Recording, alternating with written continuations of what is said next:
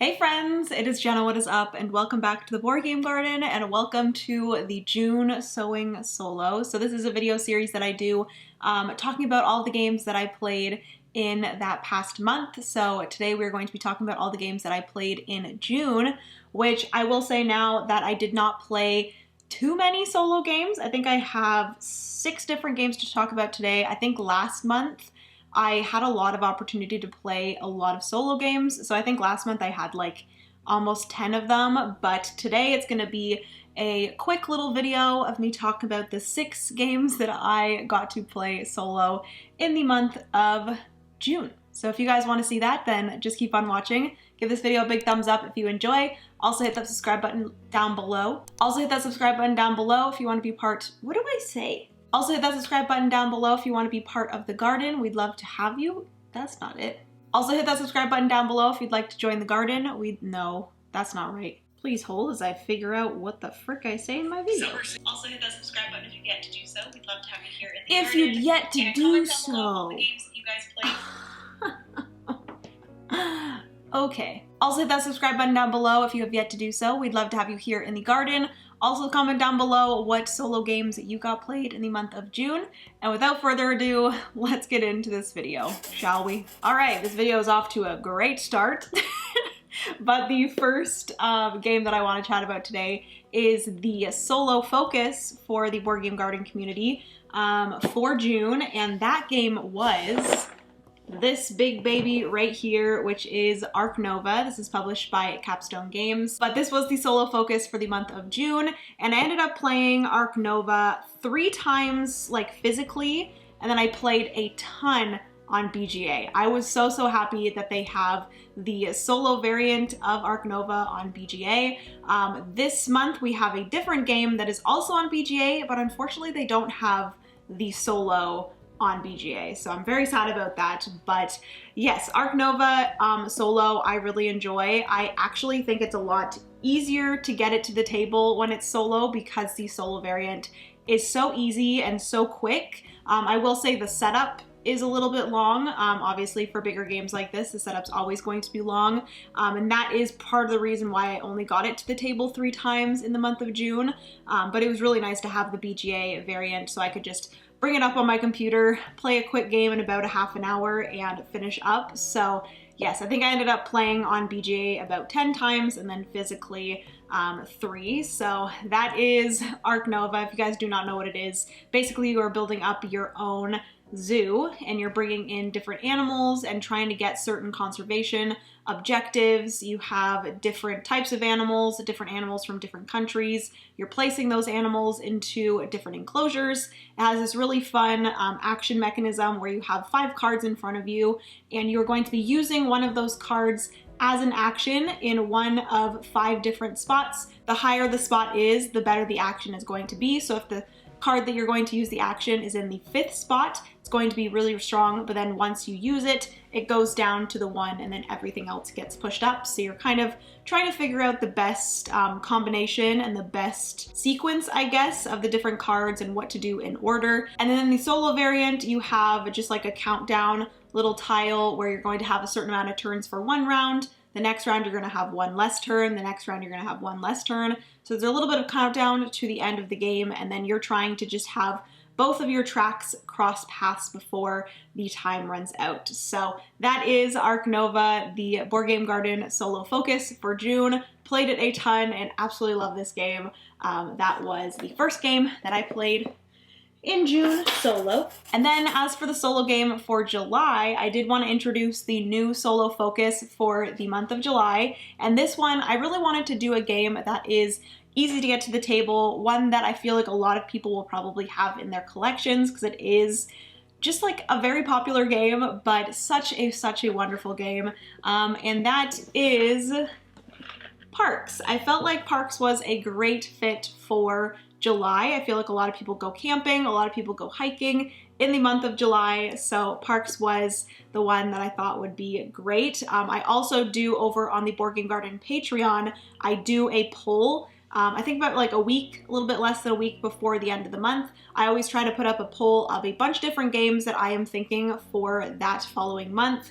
I think this past month there were like 8 different games in the Patreon poll, and Parks was the winner of that poll. So that's why this one is here. The Patreons do decide what game is going to be the focus for the month. So if you guys do want to, you know, be part of that and have a little bit of a say in what game gets picked for the following month, definitely go check out the Board Game Garden Patreon. It is the best way to support the garden, support me as a content creator. It's really nice to have that consistent income to kind of know I'm going to have that for the month. So huge thank you to all the patrons for helping me out and supporting the Board Game Garden and allowing me to do this full time. I really appreciate you guys. But yes, Parks is going to be the solo focus for the month of July. I've already played it once here on the YouTube channel. I did a live stream a few days ago if you guys want to go check that out. I did play the solo variant in the game along with the Nightfall expansion. I do want to eventually try out the Ranger Ron solo variant that a fan made.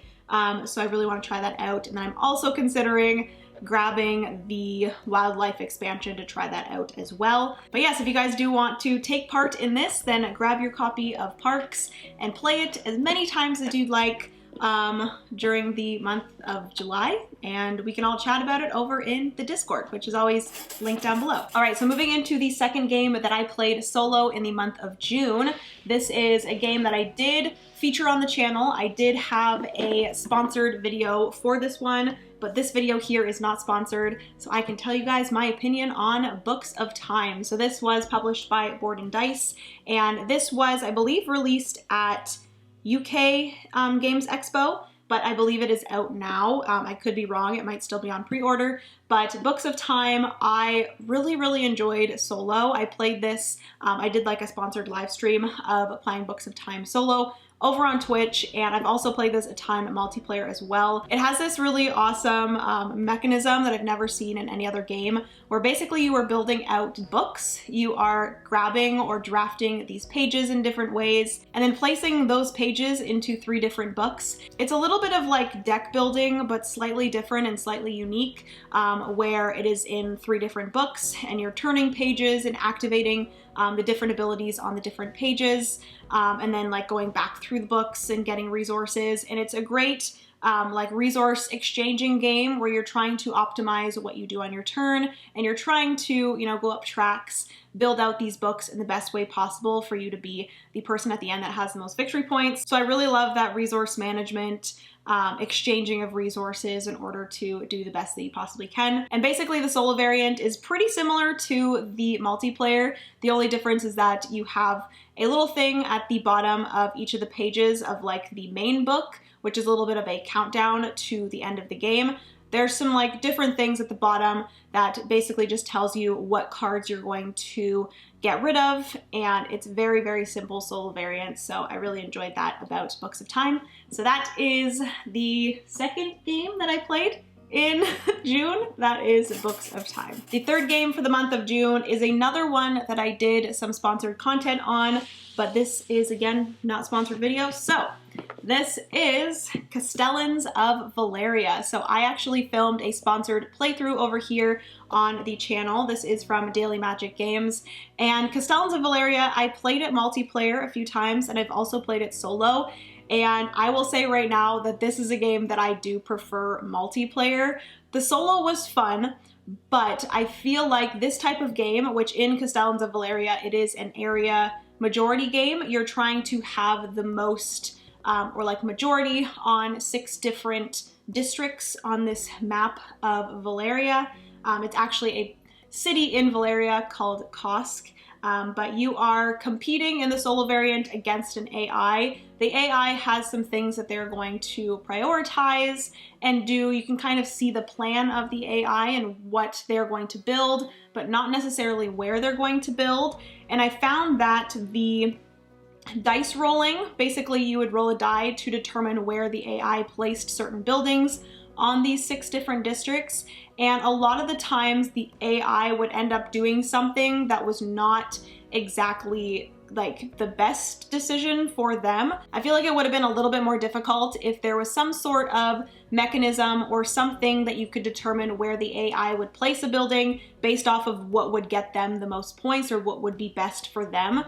Instead of just rolling a die and just putting it into a random spot, I feel like that would have been better. But again, this one is very fun. Multiplayer, I really enjoyed it multiplayer because you are just playing against other players and they can actually think for themselves and place in the specific spots that would be best for them. So this one is definitely one that I would recommend playing multiplayer. The solo is fun. I do think I actually lost when I played this on like the playthrough. So it's still a challenging solo mode and like the AI still gets points, but you can see like when you're placing buildings for the AI that they're placing them in maybe not the best spots. Sometimes they end up placing it in the best spot for them, but then other times they don't really place it in the best spot for them. But I also will say that there's a possibility that they do a few things at the end of their turns and those actually get them some good points. So maybe that is kind of planned that way or designed that way to kind of offset the randomness of where they're placing the buildings, so that they're still getting a good amount of points and making the AI or the solo variant challenging. I'm not 100% sure, but yes, it's still a challenging solo mode, still a fun solo mode. That is Castellans of Valeria. Moving on to the next game. This is a game that was sent over to me by 25th Century Games, so a huge thank you to them. But this is Resist, which when this first came out, I heard so many things about this. This is a solo only game where you are trying to, I don't really know exactly the theme, but you are trying to like overtake these 4 different locations. The 4 different locations are going to have some like enemies above them that are face down, so you don't know the strength of the enemies, things like that. There is also going to be a strength for that specific location, and you are trying to build up a little tableau in front of you from these 5 different cards that you place out in order to defeat one of these 4 different locations. And I don't really, again, know the theme, but it's a little bit like war themed, which is not my favorite. That was the one thing about Resist that I was like, I don't know if I'm going to love this because of the theme, but I still wanted to try it because I've heard so many good things about the gameplay. And I will say now, the gameplay is really freaking fun, and I really want to get this to the table again. I did live stream it over on Twitch, and I do have it up on YouTube now over on the Board Game Garden TV, which if you guys do not know, I upload all of my Twitch live streams over on the Board Game Garden TV if you guys want to go check that out.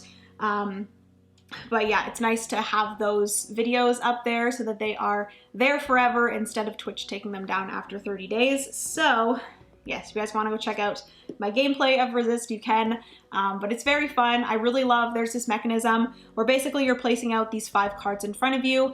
Some of them are going to be spies, which are kind of like dead cards. They just waste space in your hand for that round. But whatever ones are not spies, you have, it's 1 person per card, but you can place it on the right side in order to use their, like, what is it called? Like out ability? What is it? Their revealed ability, there we go. And then you can put it on their left side to use their hidden ability. So obviously their revealed ability is going to be slightly stronger, but the thing is that if you use that card for their revealed ability, they are going to be discarded. So they are going to be gone from the game and they are not going to go back into your draw pile. All of the ones that you use hidden will then go into a discard pile and then get reshuffled into your pile, so you can continue using them until you decide to use their revealed ability. So I really love that. I also want to say that there is another game called Witchcraft that is from the same publisher, which the publisher is Salt and Pepper Games. 25th Century Games is the distributor. They recently came out with Witchcraft, which is very similar to Resist. It just has a slightly different theme. I believe there's like some different things to it as well, but I ended up backing that over on, I believe it was Kickstarter. It might have been GameFound. But yeah, I backed that because I really enjoyed Resist. I love, you know, witchy themes and stuff, so I felt like that was a better one for me, and I'm excited for that one to fulfill eventually. But Resist was very fun. I'm excited to get it to the table again. I love the gameplay. It is quick and challenging, and I really enjoyed it. Obviously, the first time I played this, I did lose, but I'm excited to try it again and see if I can beat it. So that is Resist. Moving on to one of my favorite games. This is a game that I've had in the collection for a while, but I recently received this nice big fancy deluxe version of it, and that is Cartographers. This is the deluxe edition with both Cartographers and Cartographers Heroes. And the one thing that's awesome about this is that it can fit all of the map packs in here. But this was sent over by Thunderworks Games, so huge thank you to you guys. I appreciate it. Basically, my plan for Cartographers is I am going to try to play all of the different map packs. I will say when I'm talking about it today, it's because I played the map pack number 2, which is a Frill, I believe it's called. I'm going to grab that one so you guys can see what it looks like. But I've already played this one here, which is Nebulous. That is the Plane of Flame. That is the map pack number 1. Played that one, and then on stream in the month of June, I did play a Frill Plane of Knowledge. So I'm going to try to work my way through all 6 of the different map packs, and then I'm going to make a big video on ranking all 6 of the map packs and which ones I like the most. I will also say there are freaking pencil crayons for Cartographers, which is so much fun.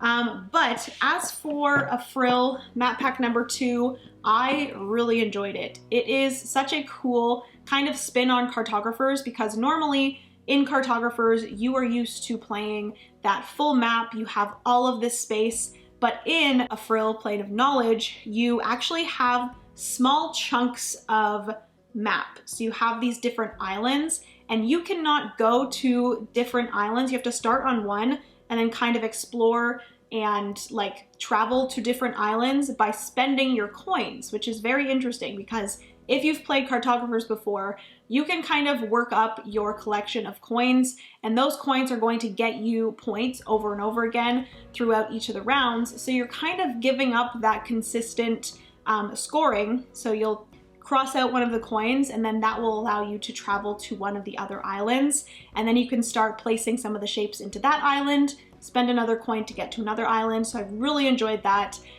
It is just a great kind of variation of Cartographers and makes you think in a completely different way. The Frill map also comes with a few additional objectives that are specific to that kind of map. So really enjoyed that.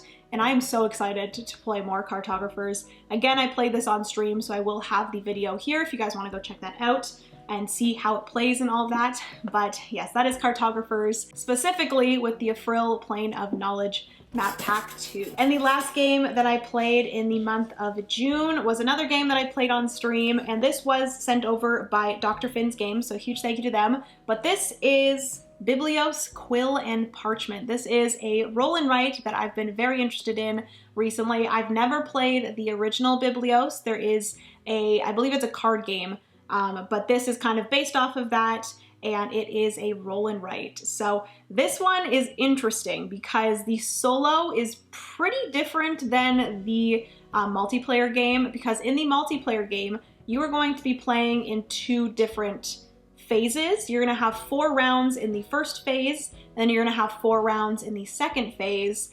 And with the solo variant, you don't really do that second phase, which is a little bit of like bidding, which I think is interesting for a roll and write to have some bidding in it.